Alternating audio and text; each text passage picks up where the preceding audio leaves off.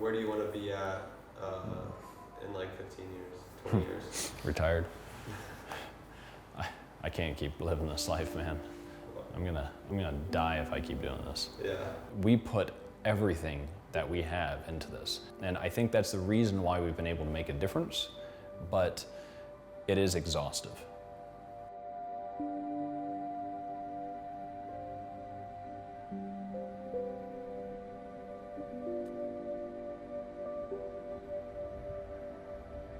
Omega-3 compared to beef, so it's just an extremely nutritious and environmentally sustainable source of food. Well, so where's your customer base at? Where are you selling all your products? Where's your biggest customers at?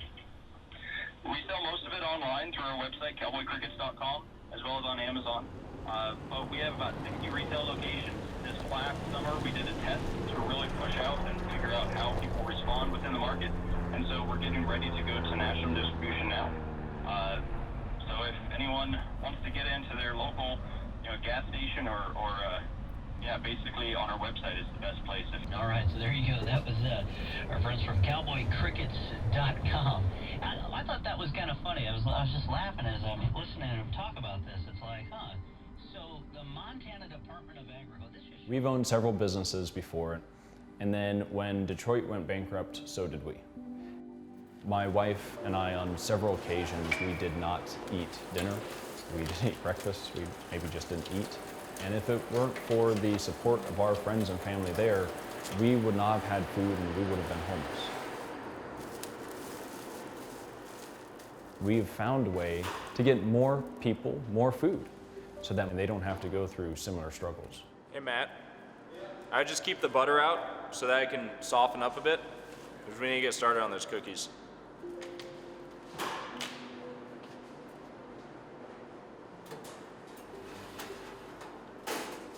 Crickets are extremely efficient. Compared to cattle, we use 2,060 times less water, 14 times less feed, produce 80 times less methane, and do all of this using less than 1% of the comparable landmass.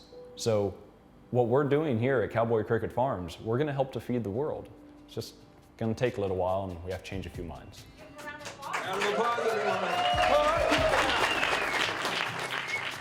Hi, my name is James with Cowboy Cricket Farms.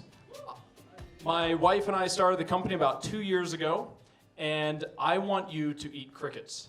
By the year 2050, we're going to have 9 billion people on this planet. That means we are going to have to double our protein production in order to feed these people. If it's the texture or just the thought of eating a cricket, how are you going to overcome that? How do you change people's mentality? Who here likes sushi? Come on, raise your hands, right? There's 3 sushi bars in Bozeman. We're in the middle of Montana, folks, okay? Before 1971, there was that many. Not just in Bozeman, in North America. It took a while to research this company, and it's something that we still do. The information doesn't exist yet. Someone has to go out there and discover it.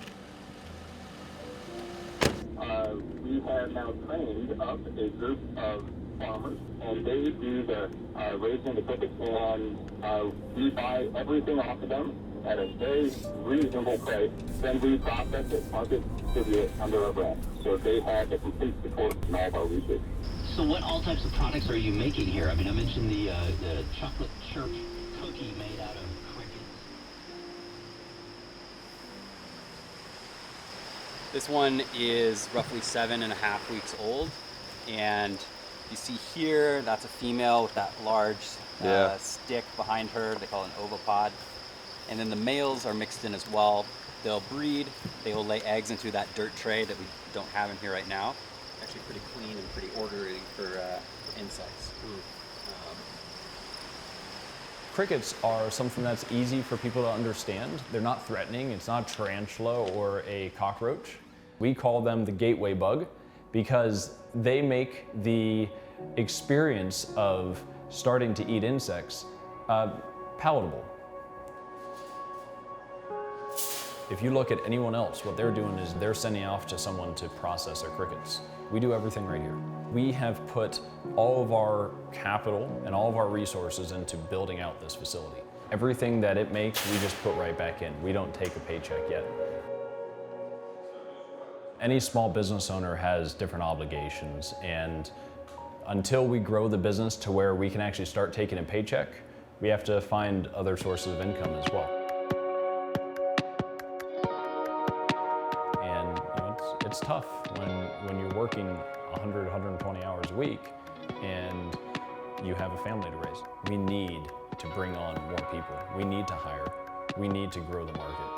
And we need to take time to breathe and remember that we need to take care of this family that we have, not just the business.